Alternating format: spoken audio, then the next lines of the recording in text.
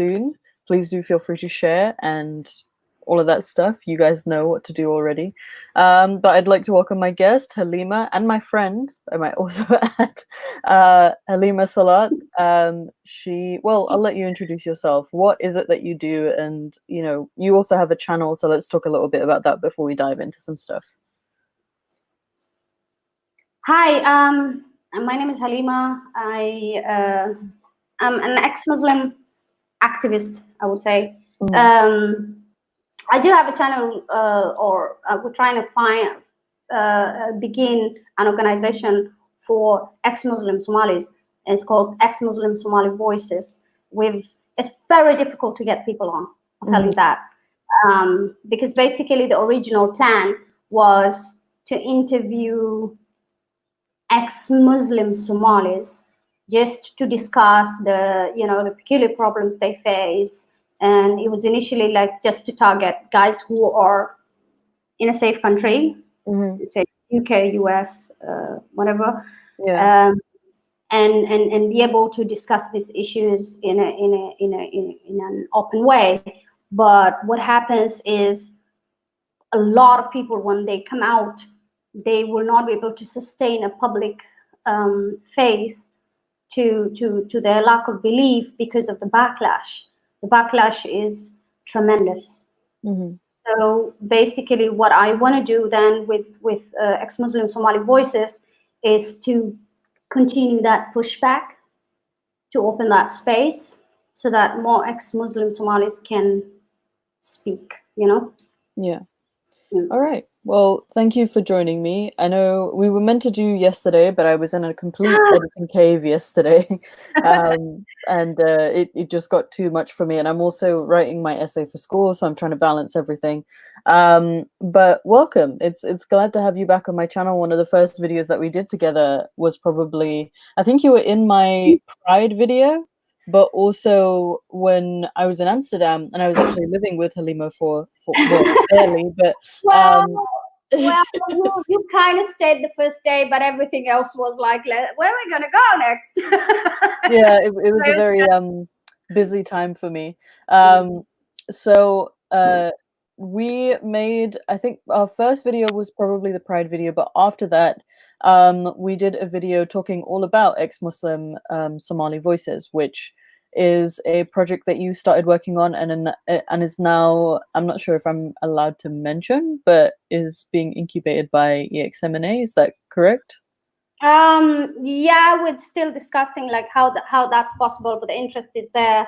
Where basically ex-Muslim global ex-Muslim organizations that are more established are always wanting to lift up, the younger organizations that are trying to figure out, how to go about this, because there's a lot of things that maybe guys who've done this for a long time have learned as they were doing. So and I remember when we discussed, I wasn't even ready.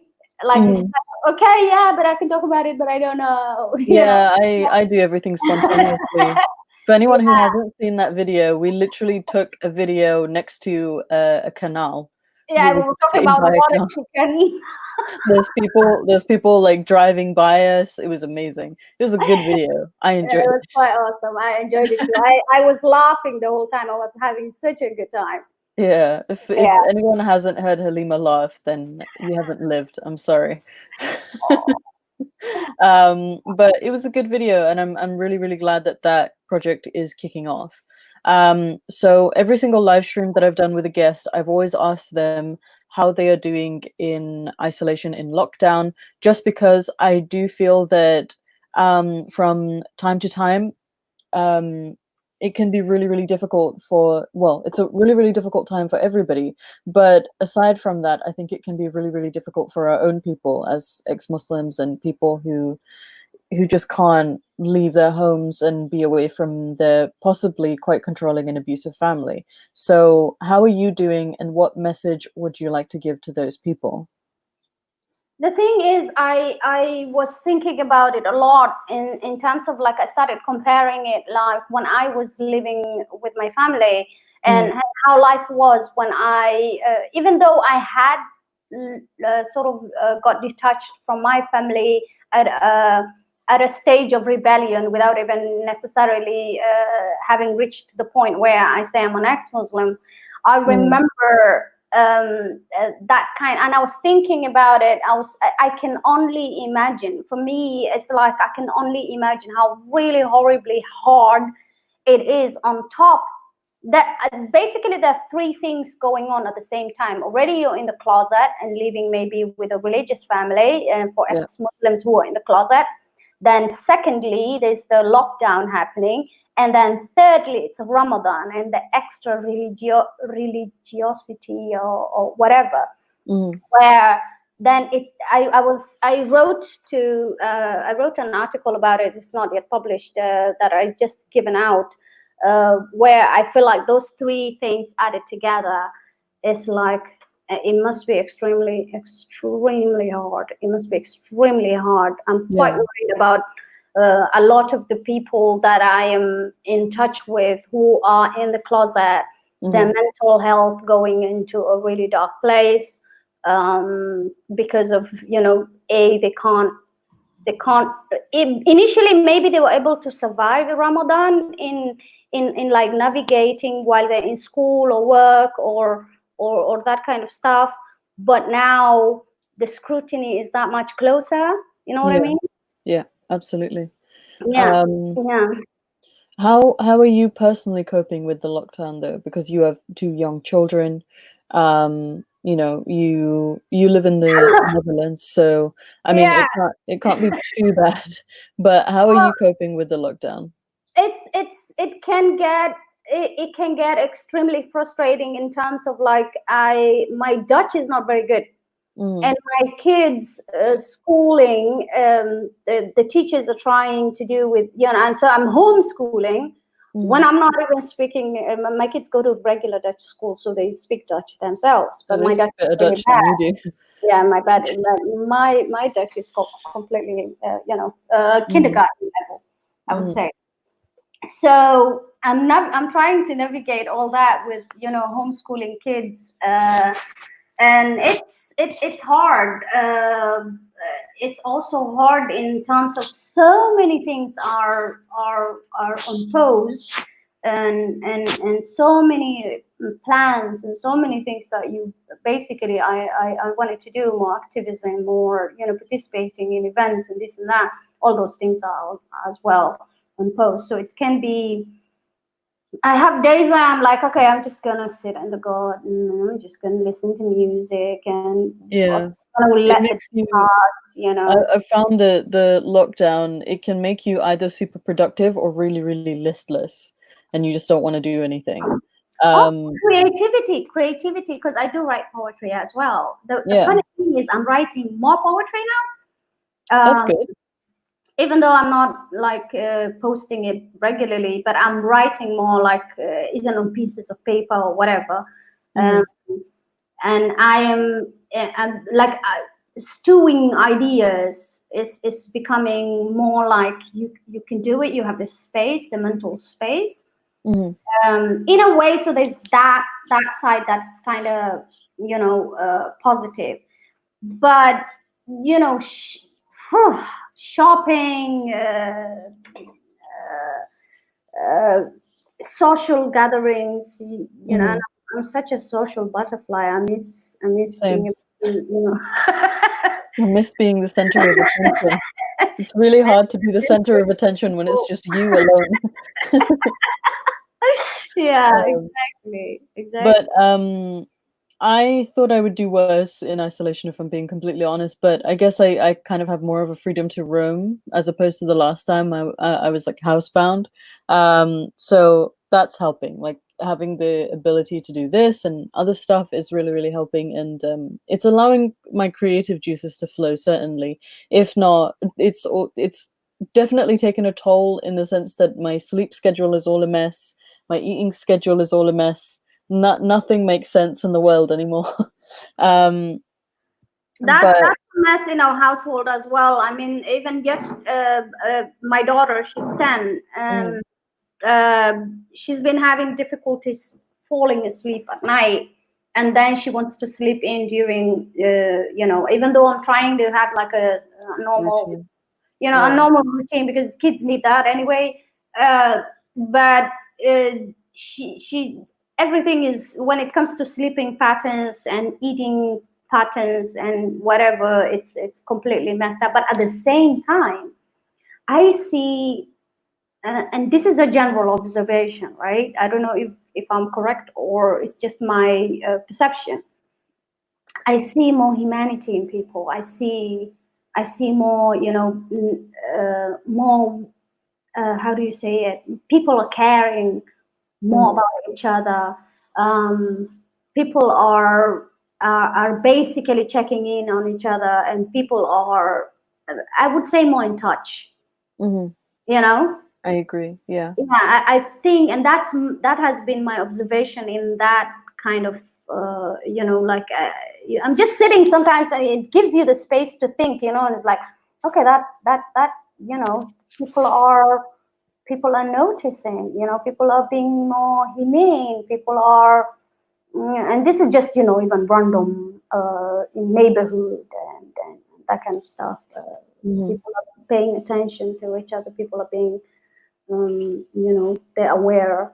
And so I think, in a way, then once we're past this, a lot of people are gonna appreciate the little things in life, little freedoms, little. I hope so, and they Yeah, don't just that's my hope as well. That's my hope as they don't well. just immediately return to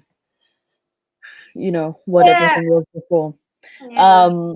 But aside from that, it's good to hear that you're coping in lockdown and things aren't too bad for you. But something we've also always covered when I bring a guest on is the topic of shunning. CEMB and quite a few other organizations are campaigning against shunning throughout the year, and you can use the hashtags that have been linked across this video. So shunning is abuse, shunning is torture, and life after shunning to share your stories. So feel free to do that for anyone who's watching this. But I did want to briefly. If I can just add a Sure. light for your audience who may not even be aware of, shunning, what is that, or what's the general whatever. In almost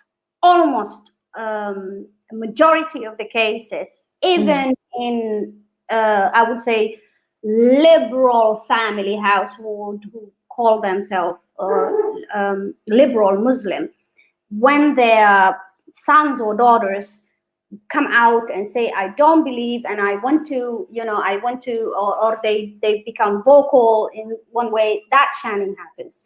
And I cannot speak for a lot of people, but for me, I have lived many years to accept it. Like, I'm the kind of people who counting myself, like, I don't have family in the ascending, I have family in the descending. Yeah. You know what I mean? It's like, over there, it's done. But I have family. I have my kids. I have family in the descending. But there's a lot of people that, this is a constant push and push and pull, even with families that are I would say more open-minded, more accepting. There is always, things would never be right. Things are always going to be difficult. And I'm really happy that ex-Muslims out there who are still vocal and who still manage to have relationships with their family. That takes a lot, and a lot from both sides. A lot of, of love and a lot of navigation, so to speak. But yeah, please support the hashtag shunning is abuse, because yes, it is. It is abuse. It takes years to get over it. Thank you for that. But what I kind of wanted to delve into is the kind of shunning that you have faced. 'Cause everyone on my channel has heard my story. There's no need for me to cry again on camera. But I wanted to know specifically, if you're open to talking about it, what kind of methods of shunning that you have faced, either through cultural means or religious means, and also how you're doing after shunning. So what has life been like following you leaving that environment? Yeah, the thing is, my family, my biological family, Mm. we're not living in the same country because I moved here about 4 or 5 years ago. I moved to the Netherlands, but even before then, for me, Shunning was like my average life in terms of once I chose, my daughter. I don't know if you know if I can get into the well, I'd like to get into the details. Um, my daughter, she's 10 now, Mm. and my mother called my daughter haram, and the relationship was already very strained because I was the black Can sheep. you, for those who may not know what that means, can you briefly explain what she might have meant by saying that your daughter is haram? Because my daughter was conceived not Islamically, and by conceived not Islamically, I mean like her father was not Muslim, and Mm. and I wasn't married at the time. We got married later, but Mm. my daughter was haram, and I remember looking at my daughter and looking at my mom and looking at my daughter and looking at my mom and going like, no, you know. No. Mm. And so for me, then that became, how do you say, my life. I've Yeah. made several attempts with family. It's not something I like so much to talk about because I've made several attempts that have gone down the drain, and Mm. I've reached a place where I actually don't blame anyone. I just look at it like there's a diversion of ideology that I've just my ideological growth has gone in a different direction, and there's a stuck there. So uh, Mm. I don't blame anyone, Yeah. but it's very difficult in terms of things like the most simple things like having a next of kin, Yeah. Yeah, that's when what I've what I personally mean, struggled with. like, Yeah. yeah, you're independent. Yes, you're independent. You take care of everything, but sometimes you're feeling out of form, and in case you die, that kind of thing.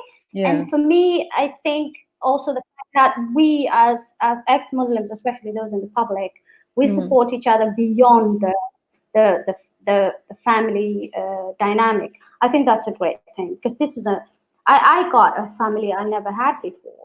I Mm. got a I family agree. that I never had before, and so Mm. that's, I think, for us super important in the sense that we kind of adopt each other. Yeah. I Adopted. think that in terms of family, Yeah. I've said this before, I think, but I don't necessarily miss members of my family. There are definitely members of my family that I do miss, but in general, it's not the members that I miss. It's just the sense of family. The Yeah. atmosphere, maybe. Because to tell a quick story also about Amsterdam, when I got back to London, Yeah. I felt really bad because it was like 4 days of this massive family reunion that we had in Amsterdam. It was Yeah. essentially a family reunion. Yeah. Um, and it became like when I came back to London, and I had always envisioned that if I went on a flight, there's always going to be someone waiting for me at the airport, and there just wasn't, and I didn't expect anyone to be there also. But it was just this sinking feeling like if I had a family and they supported me, they would have been there. They would have had the cute little signs. I would have hugged them, that kind of stuff. And it's just those little things. It's just those little things that kind of get to you, and you have to sort of like rationalize afterwards, I think.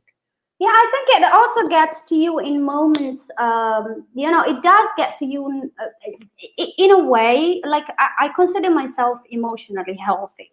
Mm. I do. Of course, we all have struggles here and there, but I do consider myself healthy in that sense, my mental health. Mm. But it does get to you in places where sometimes you just think about and things, small things can trigger that. Small Mm. things like maybe you see other families, maybe you you hear even from other ex-Muslims who have great, and I'm so happy for them, who have a relationship with their family, and you kind of start to see.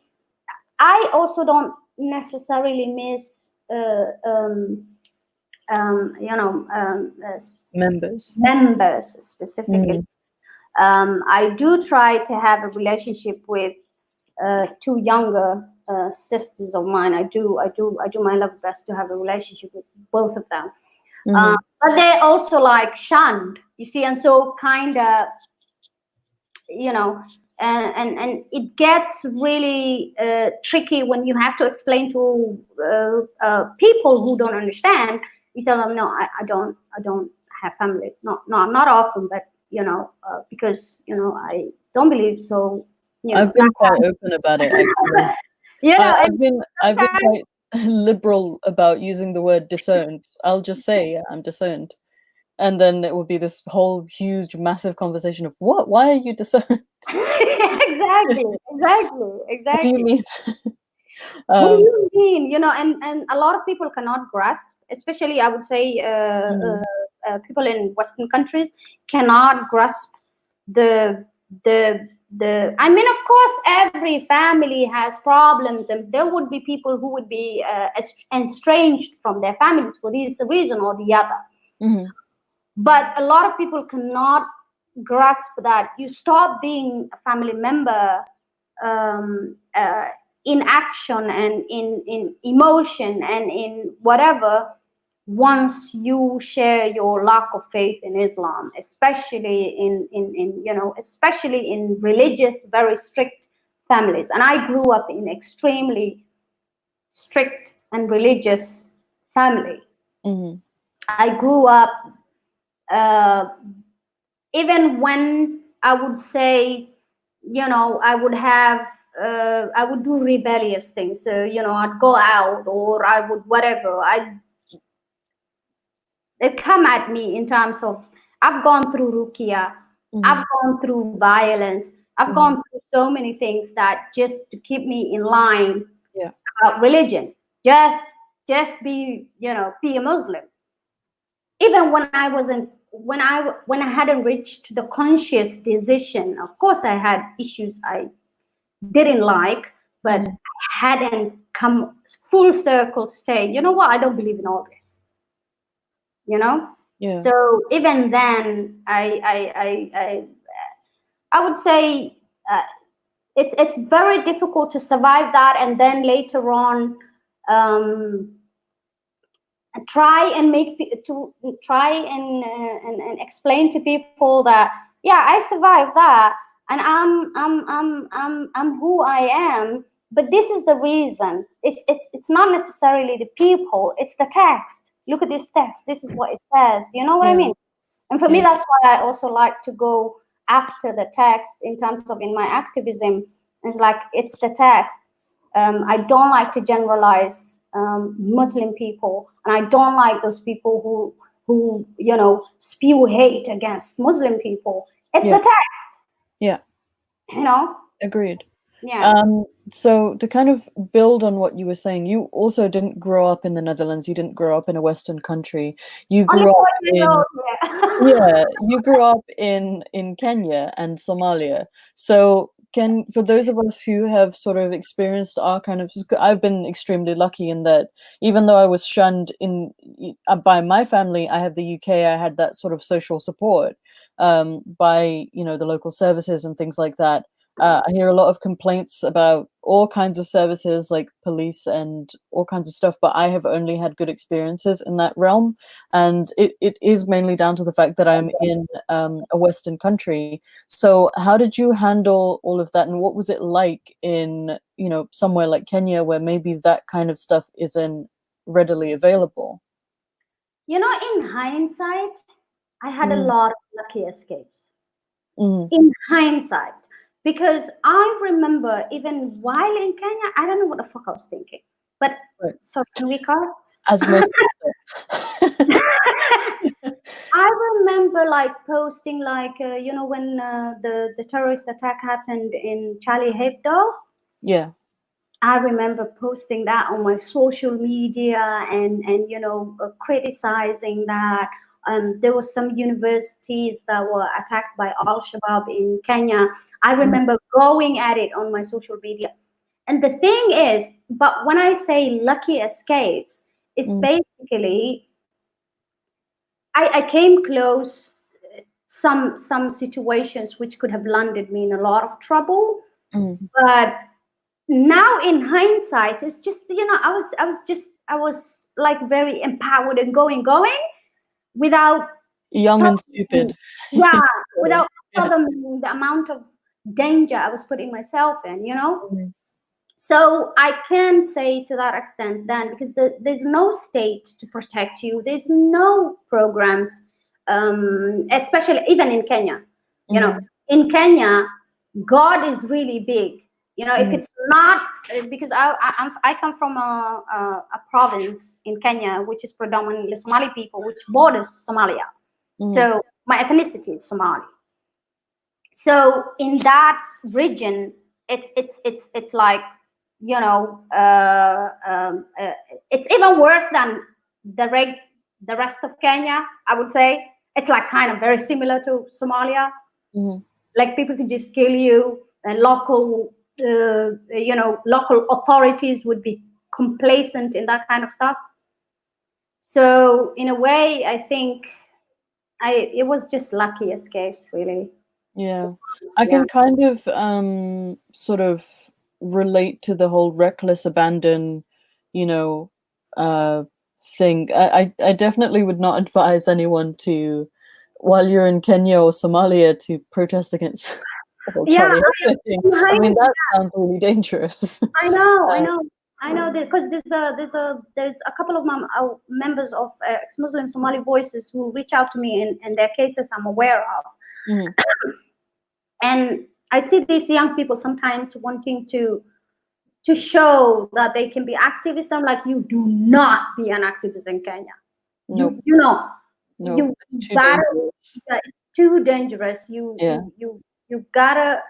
And then again, I also look at people in Pakistan, in Saudi Arabia, and I'm like, and I get like, I'm not brave. Those guys are. You know what I mean? Like, Yeah. I'm not even brave. I wouldn't say you're not brave. I think I know it comes to me in that sense. you have like an imposter syndrome. You you are brave. I think that I deny myself as well that same sort of moniker that I'm not brave because I'm not risking a lot. But the thing is that we've both lost a lot for what has happened to us, and we are speaking our truth. And I think that deserves some merit. And I know for a fact that I would not be able to say this about myself if it was just me and my live stream.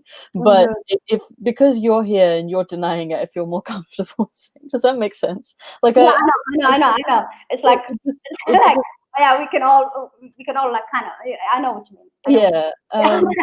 I think that where you came from and the struggle that you've been through, especially since, you had other struggles, not necessarily related to being an ex-Muslim, but just being a woman.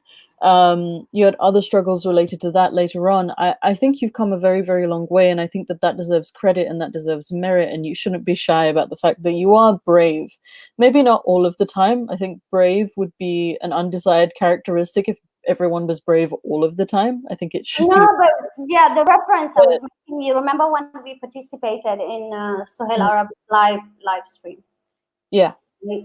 And I mean, Sohail Arabi, for those who don't know, he's in prison in Iran for blasphemy. He went on hunger strike. This is the 4th time he's gone on. He's in prison in Iran for posting a Facebook post for the last over 7 years.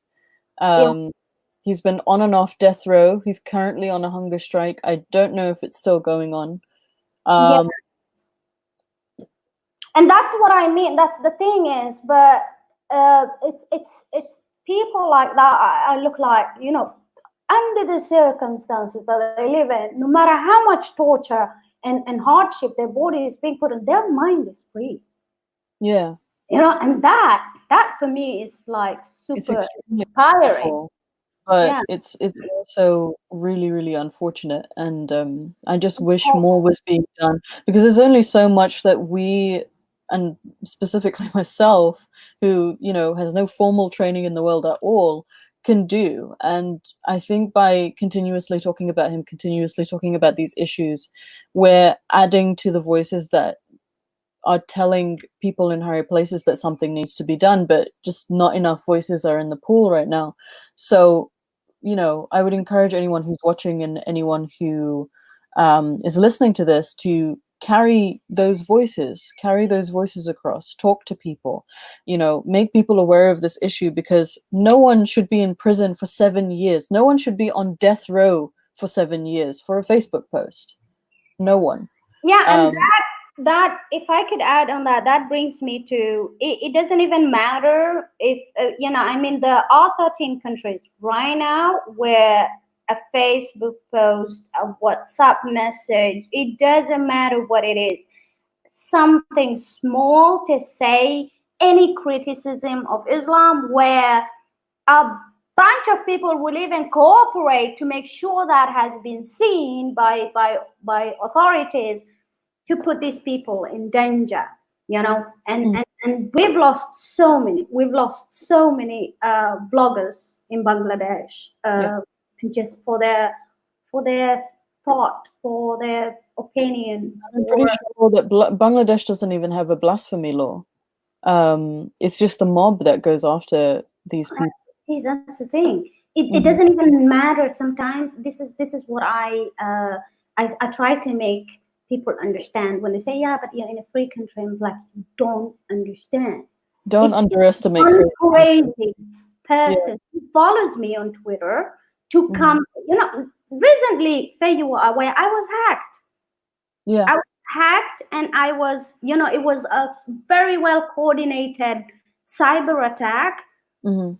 on specifically just because I'm doing some activism on Twitter and YouTube, and there's my face on it and my Yeah. name, and that is the crunch of the situation. Is when people come out, you also, like, we also have to stay on top about cyber security, physical security, all sorts of things. Mhm. People think that we're just doing this and we're just having fun. No. But more than that, they think we're making money. And I'm like, where's my check? Oh, it's just a running joke at this point. You know that other skeptics, when I tell them that joke, they don't get it. They don't get it. They Yeah, don't that's get the it thing. because no other kind of like apostate from another religion gets that kind of treatment, at least not to my knowledge, where they are constantly told that they're part of some Zionist conspiracy. They're not told that. And when I tell No. other skeptics that, they do not understand the joke. I have to explain the joke, and then it's not funny anymore. Yeah, Like, and you see, that's the thing. That's the thing. I've also seen within the skeptic community, mm, whenever we think, I'm an ex-Muslim, I will mm, criticize Islam. That's what I know. That's mm, what I will bring out the harms caused by that. mm, That's fine. But telling me, but it's also in Christianity. I've found this even within atheists uh-huh, from Christian background, mm, like it's almost like even in Western Europe, in America, mm. Islam gets A I don't pass. yeah, Mm. and like with the bad guys. I don't know. I think that the narrative is slowly shifting. I think that, I I think it is. mean, I'm currently trying to collaborate more with people who aren't necessarily ex-Muslims, but ex something else, so they've left a different kind of religion. Because I think that it's really, really important that they are made aware of the kind of issues that we go through. I was on a podcast yesterday. It was a morning show yesterday by the Daily Atheist show. And they were actually kind of shocked by how we receive death threats and rape threats and targeted harassment almost every day, if not every day. and it's just I that mean, you people, even lose count at some point. I've yeah, been in it's just, situations where I'm like, this inbox is so full. Which one am I gonna read now? You know, and you just skim through, and you're like, okay, that one says, same okay, all shit. right, Yeah, and you know, that, yeah. you know, and We've almost become so, desensitizes yeah. you We to have the become to so a what you desensitized could to all of face. it. It desensitizes you because there's so much Mm-hmm. that it desensitizes. I have been in a place where I'm like, okay, am I gonna take screenshots of all those things? You know, it's too Mm-hmm. hard. I'm gonna just, you know, I'm gonna do this. Too many. Sometimes it's fun.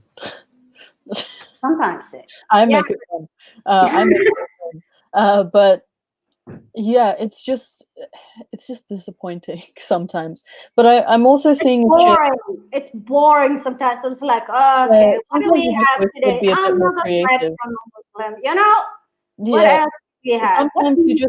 you just wish they'd be a bit more creative in their threats. Like it gets to that point. But I will say that I am seeing a slight narrative change that's slowly but surely happening. Like I've very much noticed the shift from we want you to die to very much like, okay, we don't want you to die, but can you please shut up? Which I think is progress. So I think we're getting somewhere. Like maybe not the end goal that we want, but it's Yeah. going somewhere, and I appreciate that. I really, really do. I appreciate the progress, and you know, fewer and fewer of my inbox messages are burn in hell, you bitch whore cunt, you know, like it's less of that, and it's more of, okay, we understand that you don't like Islam, but do you have to talk about it all of the time? Like, like Yeah. I appreciate that. Yeah. Well, when But you look at it that way, I think in a way you do. I mean, uh, it does kind of because there's more of us speaking, and I think that's why it's very effective in yeah, that sense. Because before I came out, you know, I was secretly following Mariam Namazie of Council of Ex-Muslims of Britain. I mm, was secretly following Mohammed Said, Sarah Haida. You know, I was like on top of whatever content they put out, mhm, and kept on getting encouraged about that.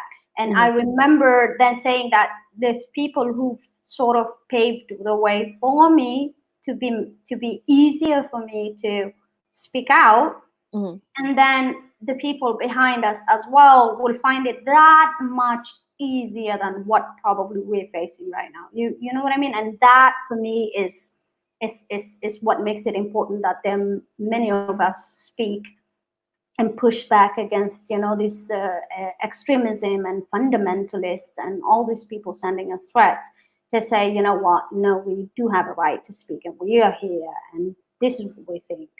yeah, Exactly. But we agreed. wanted to talk about something else, Yeah, right? I was just going to segue into the next topic, but before I do, please do remember to like, share, subscribe. Make sure to follow Halima at Ex-Muslim Somali Voices.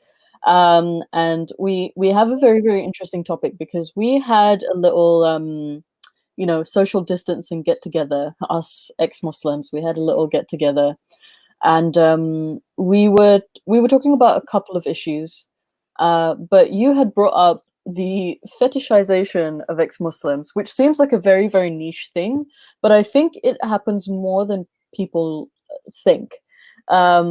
First of all, I want to talk about ex-Muslims and dating, because I think that that is an area that not a lot of people are talking about. I think that when we grow up in these very, very conservative societies where we don't even mix with the opposite sex, and then suddenly we're thrown out into the world, and when you sort of treat it as normal when we're not normal.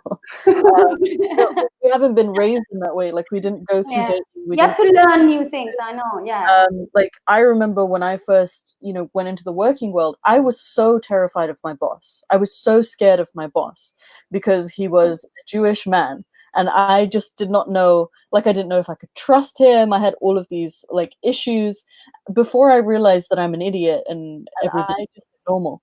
Um, but I want to talk about that for a little bit, and then I want to talk about this sort of white hero complex that some people seem to have when they sort of approach an ex-Muslim to date. But yeah, go and take it away. What would you like to say about that? The thing is, what actually made me think a little bit deeper about it is, Mm-hmm. and this is, I think, a common path that some maybe not very maybe not everybody, but this could be like a part of the, whenever, and this is human nature, whenever you're running away from a specific Mm-hmm. traumatizing experience, you tend to look for exact opposites or whatever. So in this can be like, I don't want to date anyone from my community, so I'd like to, now cross over to places. So in that sense, then I'm beginning to notice, and this is something that I think will keep seeing, is this fetishizing ex-Muslims, women maybe, Yeah. I don't know, or gay people, I don't know, but in a yeah, in a Surprised if ever. sexualized, cool, I want to be with this, they just been out of uh oppression. That for me is like, Yeah. no, that's another front we have to fight, you know. Yeah. So I and think that, not sorry, go on. necessarily with relationships, romantic relationships, but more also like, I've had, I'm not going to mention names, but I've had from people saying like, oh, it's so cool to be an ex-Muslim. No, it's not. It's really not. It's fucked up. Very fucking It's not I cool. don't need to name names, but I think it would be, just to demonstrate, I think it would be interesting to relay some stories, because I definitely have some stories. Okay, then I'd And like to. I know that you do, because you've told me some stories. Yeah, yeah. But I've had, people that I've seen, people that I've dated, and also long-term relationships of people who have this like idea that they're saving you from something. Like my first boyfriend, for example, he always had this, and he also said this in quite a few emails that we've read on this channel, where he had this image that he was like this shining white knight who was going to save me from my horrible family, sort of thing. And ultimately it's just it's a play of power. It's an exchange of, I saved you, so you owe me something, sort of thing. Exactly, and that's where then it becomes unhealthy. I don't know, Yeah. because then, because I also have tons of stories, but I have stories where people have literally um, looked at me, and people have dated or whatever, and said to me, "Oh, I've always wanted to date an ex-Muslim." I'm like, what? Why? Or do You know, you and understand how much baggage you carry? Why would you want to date what, anyone? is it me, Halima, you're dating, or what? Yeah. It becomes, and then it becomes a little bit clearer that, these I mean, it's very, the thing is, and I need to say this, and this is super important, support, when it's in its genuine state, is super needed. We barely have support as ex-Muslims, so it's extremely important. However, supporting because of you find it hippity and cool, that's not the kind of support I was talking about. You know what I mean? So for me, I look at it like, if we already fighting so many fronts, I mean, the Islamists, the family and community, the woke, regressive liberals who want to always, celebrate the hijab in women's march and whatever. We're already like trying to change all those narratives. You're not going to need another fetish Joe. You know what I mean? Mm-hmm. So that's basically what I'm. It makes me feel weird and gross, because it's almost like you're a trophy. Like, Yeah, instead of exactly. being the person in a relationship that you're meant to be, like this is the person you love and value and care about, you're just sort of like, oh, this is my achievement, I saved this person. And Yeah, it and that can also put a lot of vulnerable young ex-Muslims in a situation of abuse, you know, by agreed. yeah, you know, by like going to into that kind of manipulative environment of, you know, I saved you from your oppression, I stand for you know, freedom. And that then, that especially vulnerable, less experienced, I would say, people into Mhm. that position of being taken advantage of. So, and this is a warning to ex-Muslim women in their dating life. You know, it just because you're running away from your community doesn't mean you're going to fall into the arms of another abuser. You know what I Yeah, mean? I If think you're it's running also, away from an abusive family, it doesn't necessarily mean that, you know, the next arm that's trying to cut you means you well, you know. So yeah. that's something that I think we constantly, even internally with our younger, more vulnerable members, Mhm. talk and just highlight that, you know, it is there. So be aware, stay aware, you know, Yeah, I think it make is extremely choices based common. on aware. I think it's extremely common for young Muslim women who have just left Islam and have just been abandoned by their families to fall victim to that sort of treatment. And I'm not entirely sure how to counter it, but I think talking about it is good. And I would just like to say that there are quite a few people in the world who are afraid of being alone, especially when you lose your whole family. Like that fear is very much a void that you need to, you have this need to fill. And I felt that when I first left and I was abandoned by my family. Like I had this need to, you know, have someone else in my life, have someone looking out for me, you know, knowing that I could run to somebody. What would you say to that? How do you Yeah, counter but the is it fear of right? being alone? I'm also like the complete example of that. While Mhm, you know, really getting so much rebelling against my family, I would say mhm. I I went into an abusive marriage, Yeah. right? So I am a survivor of domestic abuse.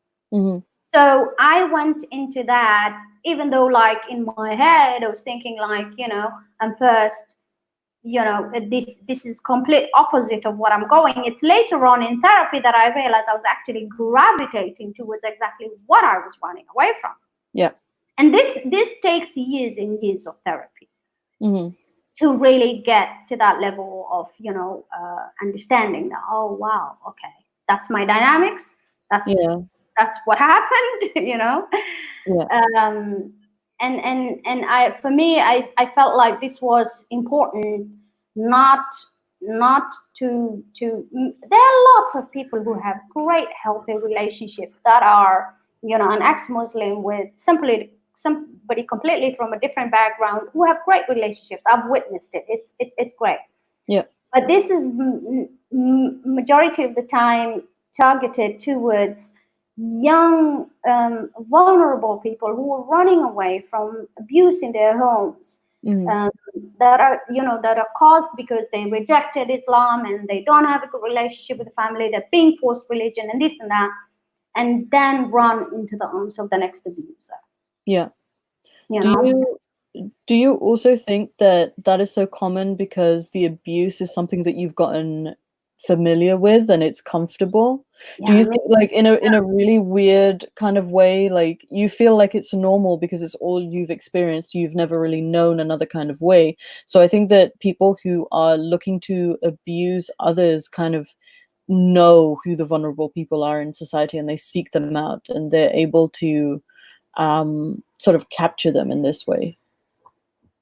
because that's the thing. I think it's also compounded and complex in the sense of it, you know, and I'm not a psychologist, but you know, psychologists do explain this as human behavior is what Yeah. familiar with is what it shows up in your adult life. Like, that's why I think that it does take some time, some breathing space after completely maybe getting ostracized, shunned, having maybe left your family, to take time for yourself, and just chill out and find out who you are and what do you want. Because it's very, very difficult. It's very easy, I would say, to fill that void, because that void is gaping. It's gaping. So it's very easy to fall into the I want to fill the void. Yeah. And for me, one of the biggest lessons I've learned in my life, in my current life, I would say, is looking at all those things in hindsight. And one of the things I do want to do in terms of supporting younger people is to use that. And you're not, of course, you cannot compare experiences tit for tat, but to use that as a thing to learn something from, and to just say, yeah, that does happen. And we kind of went from the topic of fetishizing into now, abuse and whatever. I do think they're connected. Doesn't necessarily mean abuse. The kind of fetishizing I was talking about was more like I would say, even in trying to front,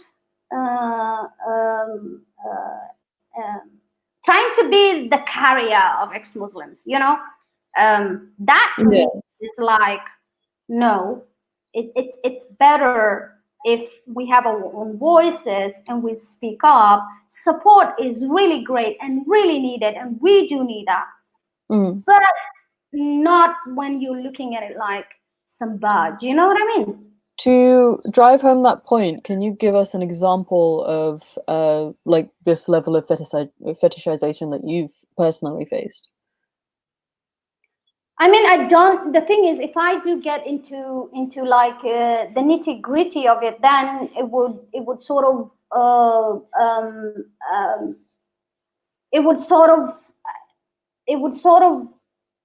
it might come off like, the some activists in the skeptic community trying to use a voice. And that's the thing, our voice is like a clamor. The right wing is clamoring to use our voice, right? And then there's lots of people who just want to look the good white savior, if I may say, and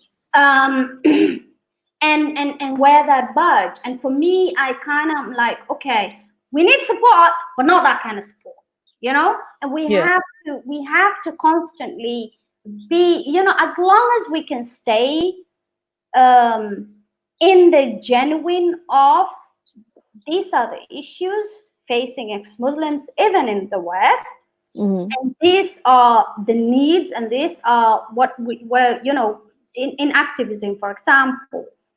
As long as we can stay on that, I don't think that people would lose focus of then trying to fetishize the whole idea. And this is something that I personally, and this is my personal choice, I stay fucking aware of it. I'm like, okay, how much of my voice is for the benefit of, whatever it is, or how much of my voice is just a genuine being who I am, supporting other ex-Muslims and that kind of stuff. So for me, I think that as long as we can stay aware of it, it's not that bad. But then again, we need to, and ex-Muslims are not the same. We disagree on so many things. I don't like also the fact that we get clumped into a box of, this is another boxing, which is authoritarian, and I don't like that. I think that to talk about the fetishization first, I think that it sort of works hand in hand. I'm not saying that everyone who does fetishize ex-Muslims is an abuser, but I think that the abuse and the fetishization of our previous abuse really does go in hand with the fetishization. I think it's part of it because there's need for that particular individual to Yeah, save us. I think that's a lot of their need to have us in their lives is contingent on them saving us from something, which I don't think is healthy for either party, but particularly for the ex-Muslim in that situation. And in terms of us being sort of tarred with the same brush, I think it's pretty normal for people to do that. Not saying that it's okay. I've tried to make we all have our own little disagreements about all kinds of things, about political issues, about social issues, about animal rights, about human rights, about all kinds of stuff, because we are essentially, it's like herding cats. We're all free thinkers, we all have our own way of doing things. exactly. So I think that it's unfair, but I also kind of understand it because I think the end goal, we kind of want the same thing. We want a normalization uh, Dissent, yeah. for dissent and being what we are, which is apostates. Exactly, and that's the thing. As I mean, the diversity for me, it actually excites me, and I quite appreciate it in terms of diversity of thought. How else are we gonna stimulate that thought? Mm-hmm. But I do admire the fact that we do. Personally, I felt love from the ex-Muslim community, tremendous amount of love. You know, It's hard not to love you. yeah, and just that it's like a family. Mm-hmm. It's like a family, and I love you guys. And so for me, I felt that love, and it's so important. But at the same time, it doesn't mean Mm-hmm. that we all think the same. And I like that. I like the fact that we can all stay. We can all have a diversity of thoughts Yeah. in that sense. And anyone who's trying to like box us into a group, I'm like, no, we also diverse. In that sense, not necessarily like diverse. This, all we want to do is campaign to be alive, Yeah. to be left the fuck alone. Yeah. That's Um, it. to agree with you there, I'm actually quite excited to be in a group of people that isn't just an echo chamber. I like that we challenge each other and we argue with each other and we disagree with each other because that's how you grow as people.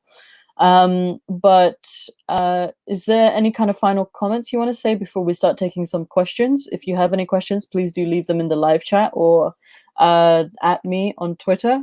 And we'll have some questions. But is there any final comments you would like to make about fetishization and ex-Muslims? Except just to add that, whatever opinions that I've shared here, sometimes if it has appeared generalization, that's not the intention, and that I do try to articulate what exactly I mean, but I'm drinking apple, so forgive me. Yeah, it's fine. Recommended. It's 5 o'clock. Hopefully, it's come off Yeah. the way I hoped it would.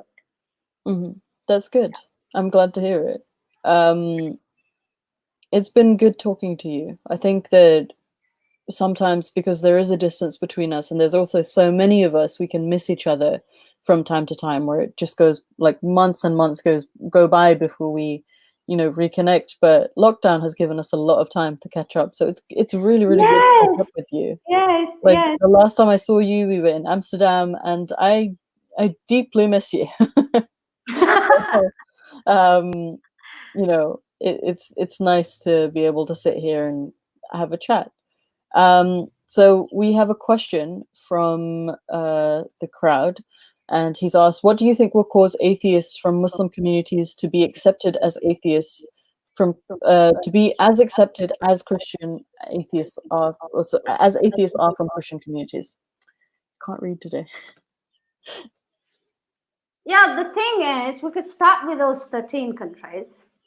that where the state actually kills people for being atheists. Yeah. I mean, Saudi Arabia considers it terrorism, is it?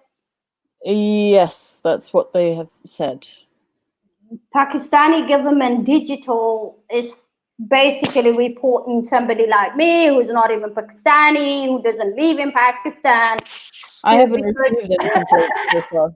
I got They must one. enjoy me. I got one. And that, you see, that's the thing. We can start with those 13 countries, of course, but that conversation needs to start in the countries here where we live, where you live, and where I live, where then those governments can basically, first of all, make sure it's okay to be an atheist from an Islamic background in the Netherlands, as opposed to, this.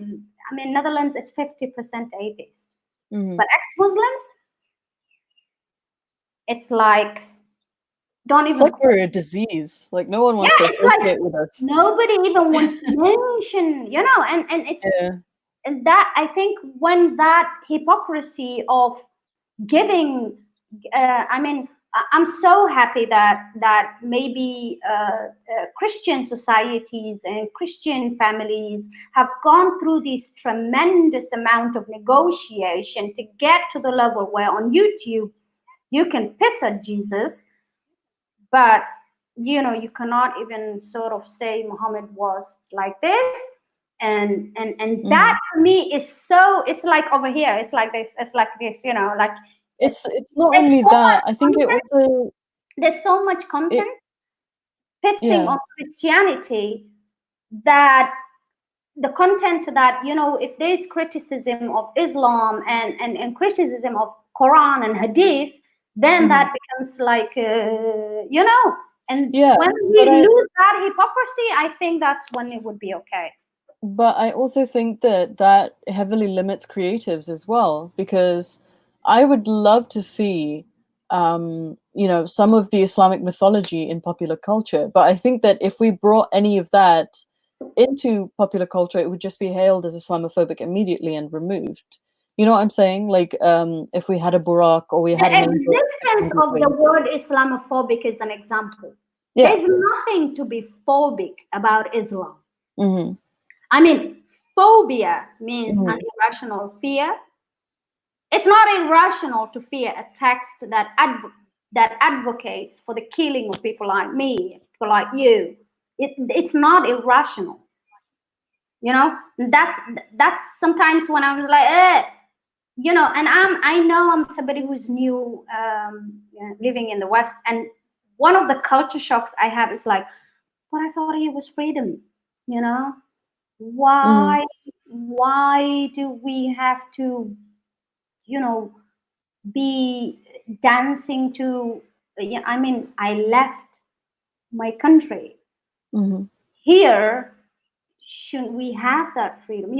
That's the thing, and it almost feels like that freedom is only granted to people coming from the background of Christianity, and I feel that is hypocrisy.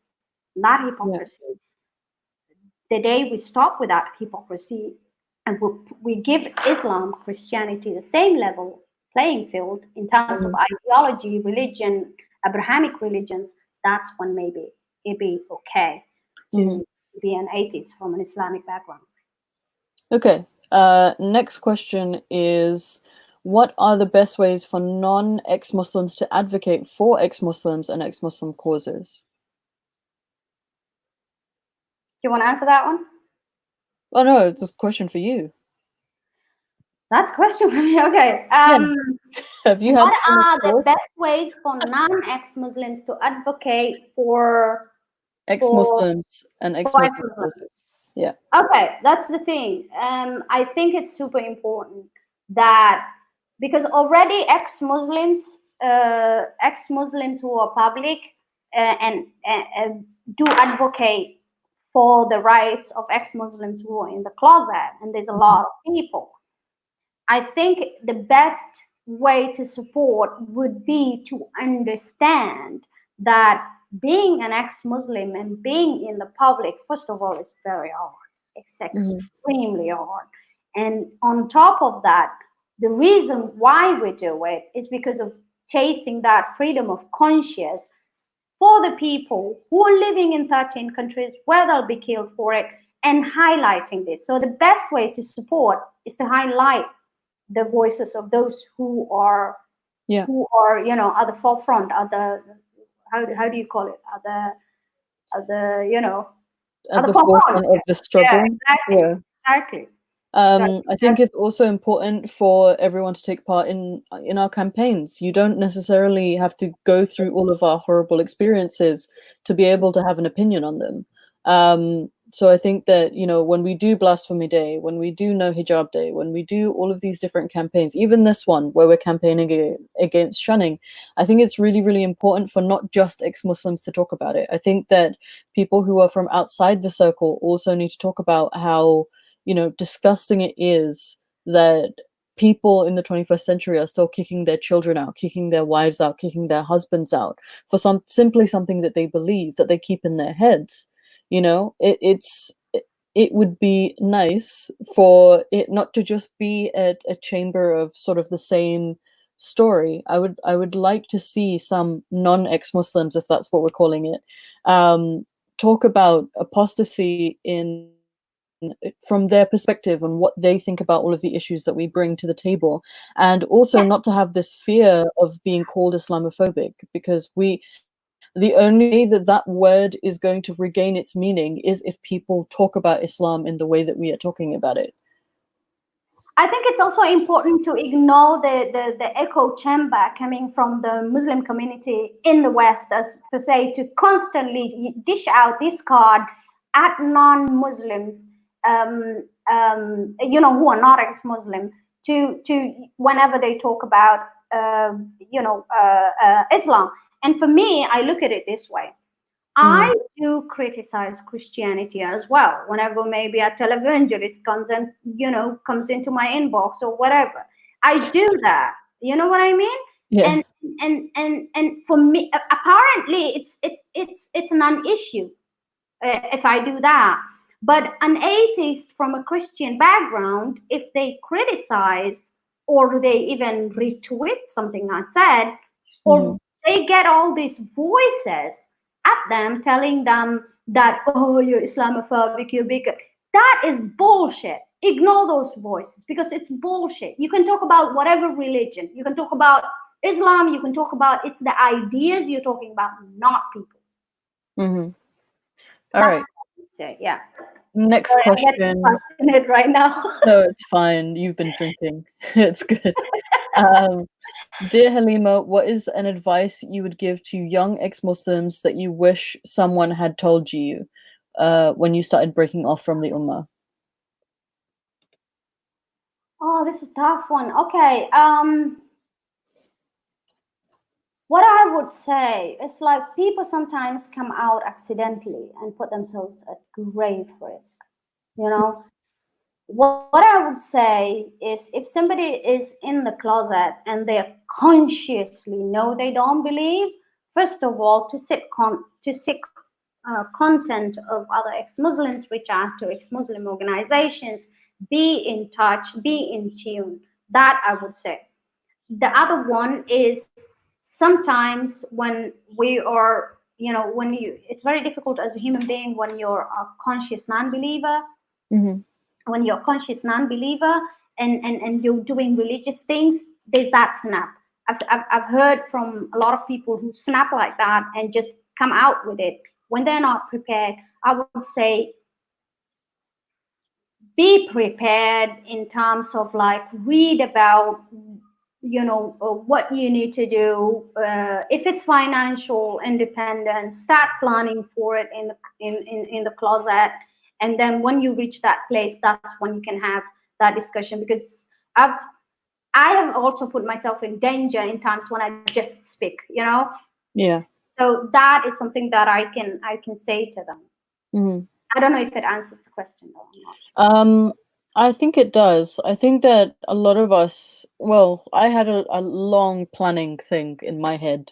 I had a goal. I was very goal oriented back then, where I had a plan of sort of leaving, but when it hit me that I just had to leave, and I did, and I was extremely lucky. Much like you, I had a lot of luck going into this, and I think that that is very contingent on where the place that I am now. Um, but what I would say is sometimes you need to hold your fire. You Exactly. you need to keep it down for a little bit until you are secure and you're safe. Though I will say that if you're in a violent environment, you should try to get out of that as soon as possible, plan or no plan, because that doesn't get better and it usually gets worse.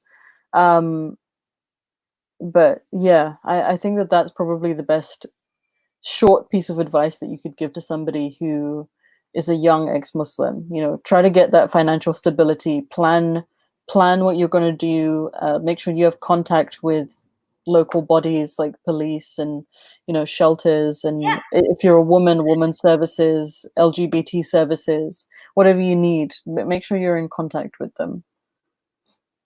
Yeah, maybe I also want, maybe I don't know how viable that this addition would be, or how you probably already said it. It's for me, majority of people sometimes who reach out to me who are ex-Muslims in the closet, not knowing what to do. Mm, These are people who can reach out. They live in free countries. They can call, especially if somebody is in an environment, in an abusive environment. They can call the police. They can reach out to women's shelters, or youth shelters, that kind of stuff. And sometimes mm, I'm like that, because it's also engraved in us when we're growing up, that you mm, you don't snitch, you don't snitch on your family.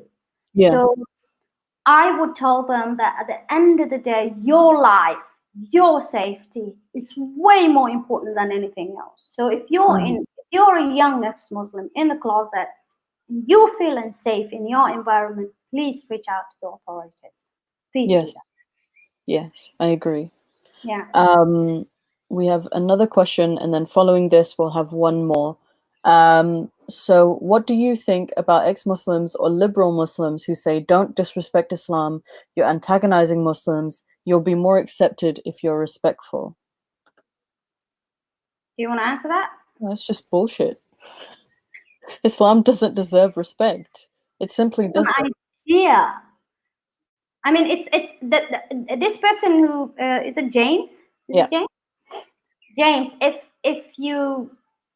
if that makes you feel two way about criticizing Islam, just equate it to the Bible or Christianity. If you don't feel two way about that, ignore those voices that tell you once you criticize Islam, it's because of. Imagine how backward we would be if no one criticized Christianity. For me, they're level same. It's all Yeah. ideology. Ideologies have no rights. People do. Mm-hmm. People. So So last question that we'll take today is, what do you want to see happen in the public conversation on Islam and Islamic dogma?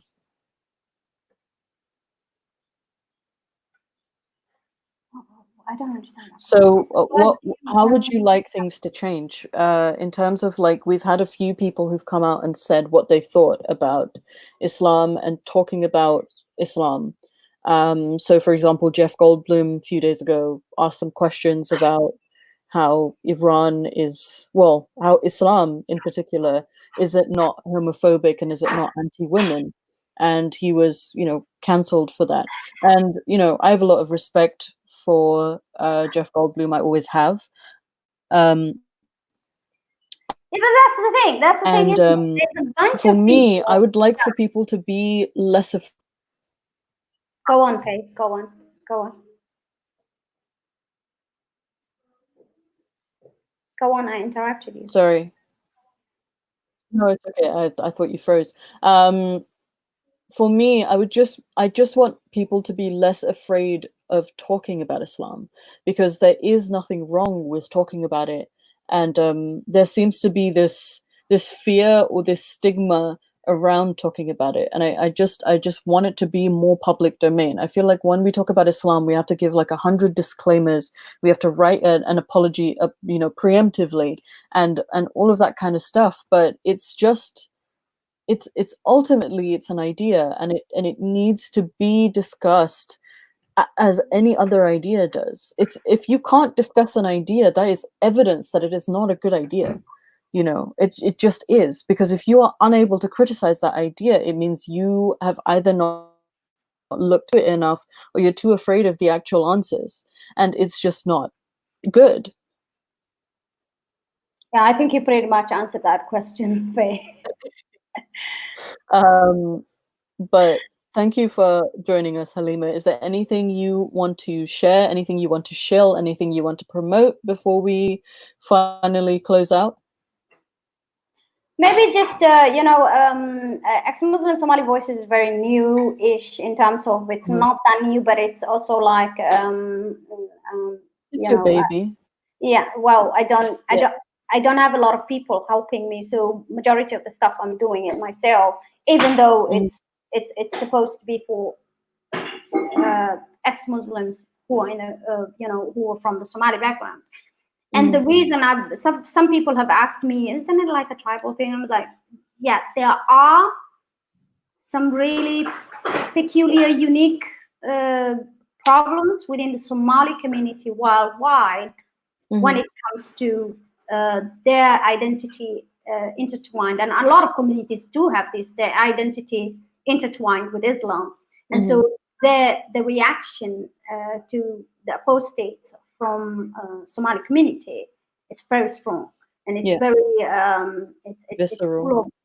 So for me, I wanted to kind of, I don't know if it's a niche, but just to I think it is hear these voices louder and to give them more platform. So I'm not necessarily, I don't know if this is like a promotion, but it'd be great if people could just follow us and subscribe. I would also like to promote that. I think it's a great channel.